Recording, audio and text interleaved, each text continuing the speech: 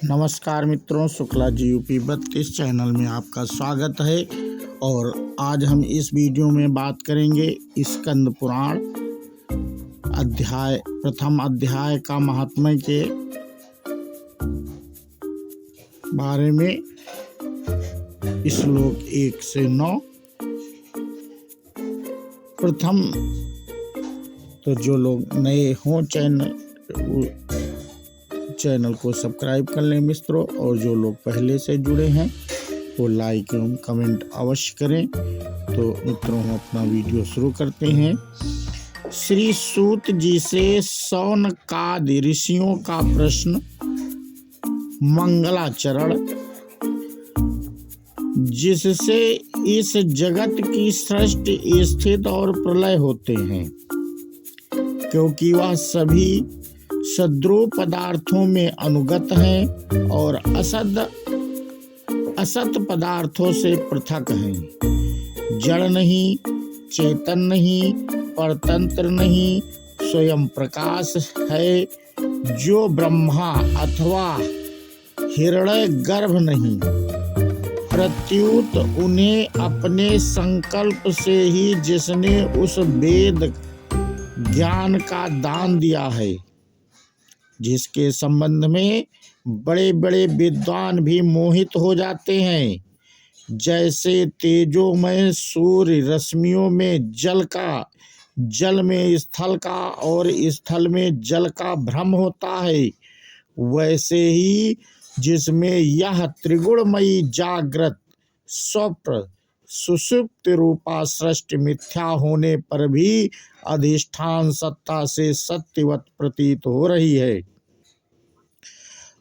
उस अपनी स्वयं प्रकाश ज्योति से सर्वदा और सर्वथा माया और माया कार्य से पूर्णतः मुक्त रहने वाले परम सत्य रूप परमात्मा का हम ध्यान करते हैं।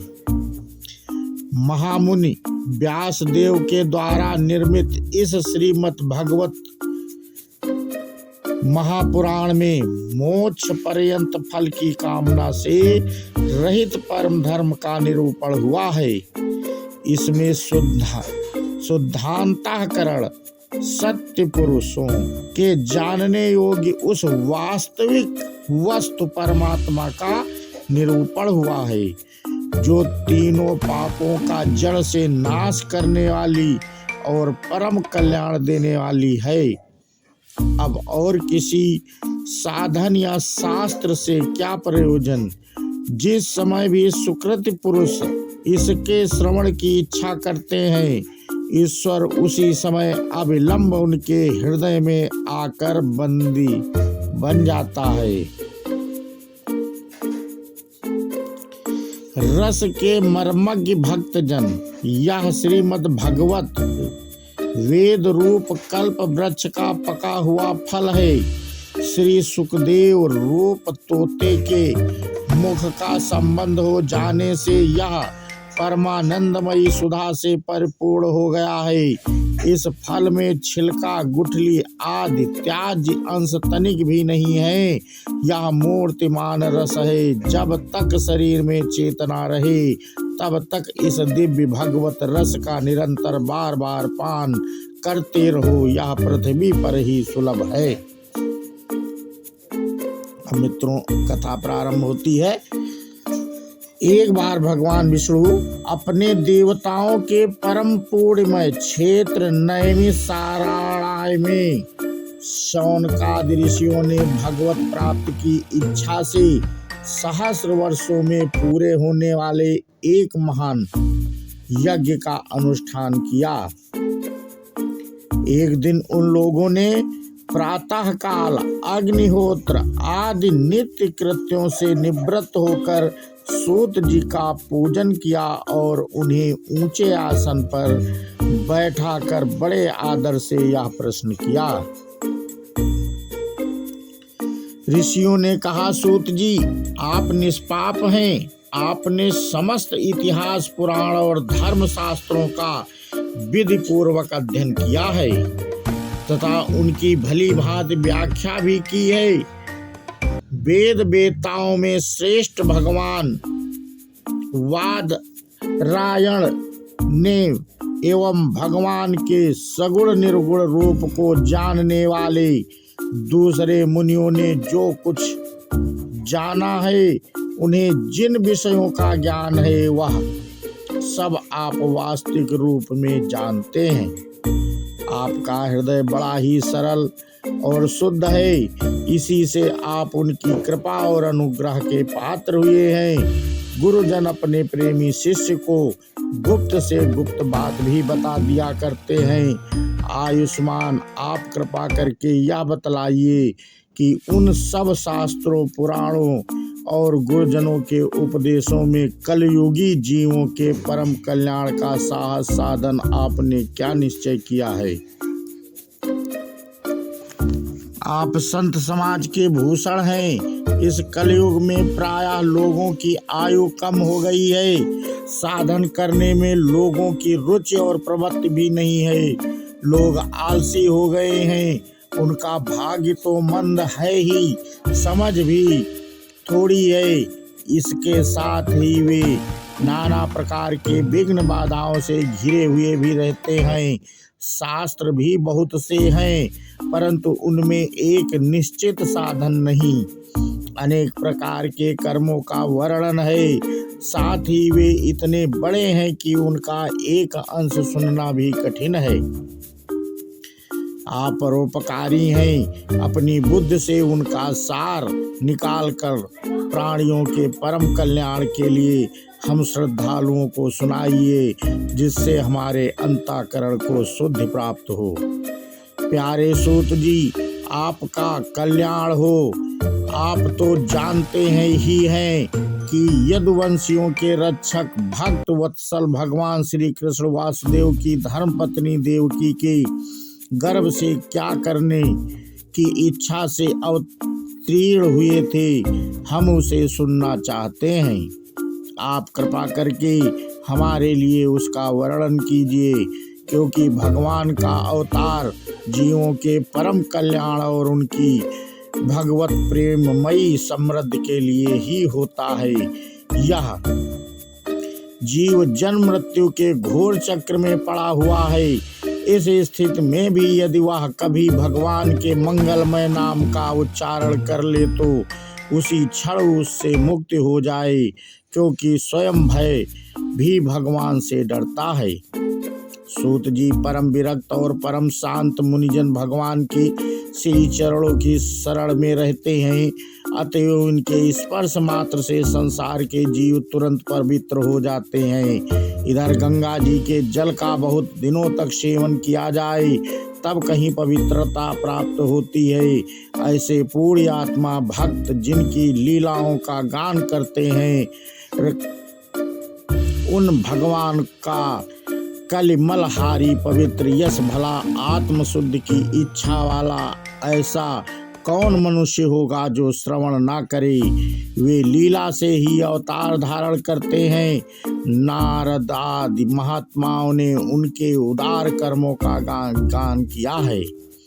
हम श्रद्धालुओं के प्रति आप उनका वर्णन कीजिए। बुद्धिमान सूत जी, सर्व समर्थ प्रभु अपनी योग माया से स्वच्छंद लीला करते हैं। आप उन श्री हरि की मंगलमयी अवतार कथाओं का अब वर्णन कीजिए। पूर्ण कीर्ति भगवान की लीला सुनने से हमें कभी भी तृप्ति नहीं हो सकती, क्योंकि रसज्ञ श्रोताओं को पद पद पर भगवान की लीलाओं में नए रस का अनुभव होता है। भगवान श्री कृष्ण अपने को छिपाए हुए थे, लोगों के सामने ऐसी चेष्टा करते थे मानो कोई मनुष्य हो, परंतु उन्होंने बलराम जी के साथ ऐसी लीलाएं भी की है, ऐसा पराक्रम भी प्रकट किया है जो मनुष्य नहीं कर सकते। कलयुग को आया जानकर इस वैष्णव क्षेत्र में हम दीर्घकालीन सत्र का संकल्प करके बैठे हैं। श्री हरि की कथा सुनने के लिए हमें अवकाश प्राप्त है। यह कलयुग अंतःकरण की पवित्रता और शक्ति का नाश करने वाला है। इससे पार पाना कठिन है। जैसे समुद्र से पार जाने वालों को कर्णधार मिल जाए, उसी प्रकार इससे पार पाने की इच्छा रखने वाले हम लोगों से ब्रह्मा ने आपको मिलाया है। धर्म रक्षक ब्राह्मण भक्त योगेश्वर भगवान श्री कृष्ण के अपने धाम में पधार जाने पर धर्म ने अब किसकी शरण ली है, यह बताइए।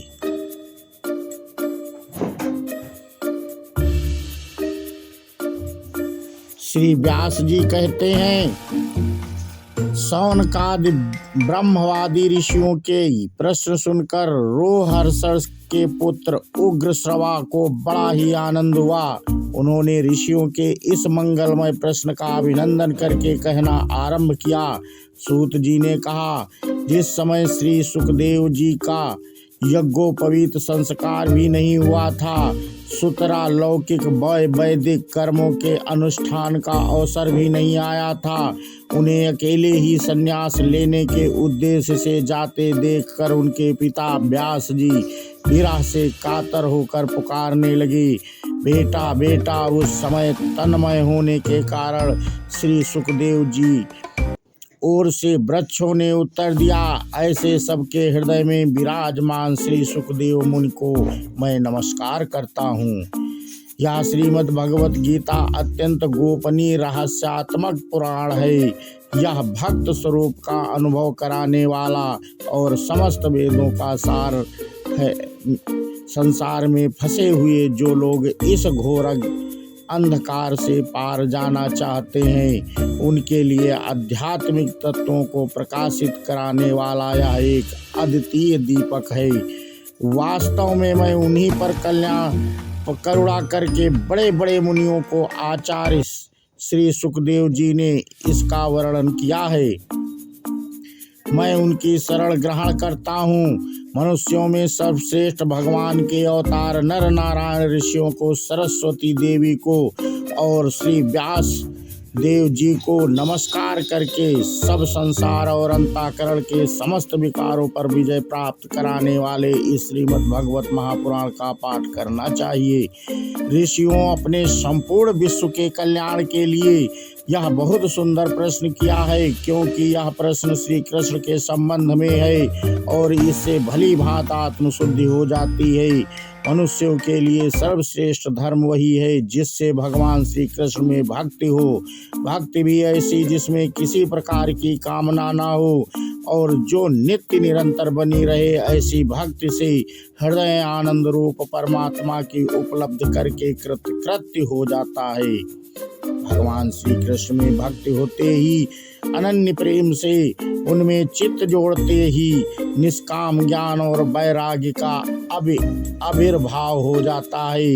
धर्म का ठीक ठीक अनुष्ठान करने पर भी यदि मनुष्य के हृदय में भगवान की लीला कथाओं के प्रति अनुराग का उदय न हो तो वह निराश्रम ही श्रम है। धर्म का फल है मोक्ष, उसकी सार्थकता अर्थ प्राप्ति में नहीं। अर्थ केवल धर्म के लिए है, भोग विलास उसका फल नहीं माना गया है। भोग विलास का फल इंद्रियों को तृप्त करना नहीं है, उसका प्रयोजन है केवल जीवन निर्वाह। जीवन का फल भी तत्व जिज्ञासा है। बहुत कर्म करके स्वर्ग आदि प्राप्त करना उसका फल नहीं है। तत्ववेत्ता लोग ज्ञाता और ज्ञेय के भेद से रहित अखंड द्वितीय सच्चिदानंद स्वरूप ज्ञान को ही तत्व से कहते हैं। उसी को कोई ब्रह्मा, कोई परमात्मा और कोई भगवान के नाम से पुकारते हैं। श्रद्धालु मुनिजन भागवत श्रवण से प्राप्त ज्ञान वैराग्य युक्त भक्ति से अपने हृदय में उस परम तत्व रूप परमात्मा का अनुभव करते हैं। शौनकादि ऋषियों, यही कारण है कि अपने अपने वर्ण तथा आश्रम के अनुसार मनुष्य जो धर्म का अनुष्ठान करते हैं उसकी पूर्ण सिद्धि इसी में है कि भगवान प्रसन्न हो। इसलिए एकाग्र मन से भक्त वत्सल भगवान का ही नित्य निरंतर श्रवण, कीर्तन, ध्यान और आराधन करना चाहिए। कर्मों की गांठ बड़ी कड़ी कड़ी है, विचारवान पुरुष भगवान के चिंतन की तलवार से उस गांठ को काट डालते हैं। तब भला ऐसा कौन मनुष्य होगा जो भगवान की लीला कथा में प्रेम न करे। शौनकादि ऋषियों पवित्र तीर्थों का सेवन करने से महत् सेवा, तदंतर श्रवण की इच्छा, फिर श्रद्धा, तत्पश्चात भगवत कथा में रुचि होती है। भगवान श्री कृष्ण के यश का श्रवण और कीर्तन दोनों पवित्र करने वाले हैं। वे अपनी कथा सुनने वालों के हृदय में आकर स्थित हो जाते हैं और उनकी अशुभ वासनाओं को नष्ट कर देते हैं, क्योंकि वे संतों के नित्य सुहृद हैं। जब श्रीमद् भागवत अथवा भगवतों के निरंतर सेवन से अशुभ वासनाएं नष्ट हो जाती हैं, तब पवित्र कीर्ति भगवान श्री कृष्ण के प्रति स्थायी प्रेम की प्राप्ति होती है। तब रजोगुण और तमोगुण के भाव, काम और लोभादि शांत हो जाते हैं और चित्त इनसे रहित होकर सत्व गुण में स्थित एवं निर्मल हो जाता है। इस प्रकार भगवान की प्रेममयी भक्ति से जब संसार की समस्त आसक्तियां मिट जाती हैं, हृदय आनंद से भर जाता है, तब भगवान के तत्व का अनुभव अपने आप हो जाता है। हृदय में आत्म स्वरूप भगवान का साक्षात्कार होते ही हृदय की ग्रंथि टूट जाती है, सारे संदेह मिट जाते हैं और कर्म बंधन छीण हो जाता है। इसी से बुद्धिमान लोग नित्य निरंतर बड़े आनंद से भगवान श्री कृष्ण के प्रति प्रेम भक्ति करते हैं, जिससे आत्म प्रसाद की प्राप्ति होती है। प्राकृत के 3 गुण हैं, सत्व, रज और तम। इनको स्वीकार करके इस संसार के स्थित, उत्पत्ति और प्रलय के लिए एक अद्वितीय परमात्मा ही विष्णु, ब्रह्मा और रुद्र ये 3 नाम ग्रहण करते हैं। फिर भी मनुष्यों का परम कल्याण तो सत्व गुण स्वीकार करने वाले श्री हरि से ही होता है। जैसे पृथ्वी के विकार लकड़ी की अपेक्षा धुआं श्रेष्ठ है और उससे भी श्रेष्ठ है अग्नि, क्योंकि वेदोक्त यज्ञ यागाद के द्वारा अग्नि सद्गत देने वाला है। वैसे ही तमोगुण से रजोगुण श्रेष्ठ है और रजोगुण से भी सत्वगुण श्रेष्ठ है, क्योंकि वह भगवान का दर्शन कराने वाला है। तो मित्रों, सूत जी जो कहते हैं, हमने उसके बारे में इस वीडियो में आपको जानकारी दी। और ये वीडियो आपको कैसा लगा हमें कमेंट करके अवश्य बताएं। और जाते जाते मित्रों, जो लोग नए हैं, पहली बार देख रहे हैं, वो चैनल को सब्सक्राइब कर लें। हम ऐसे वीडियो लाते रहते हैं। जो नोटिफिकेशन बेल आइकन दबा देंगे तो नोटिफिकेशन आ जाएगा। बोलो कृष्ण भगवान की जय हो, विष्णु भगवान की।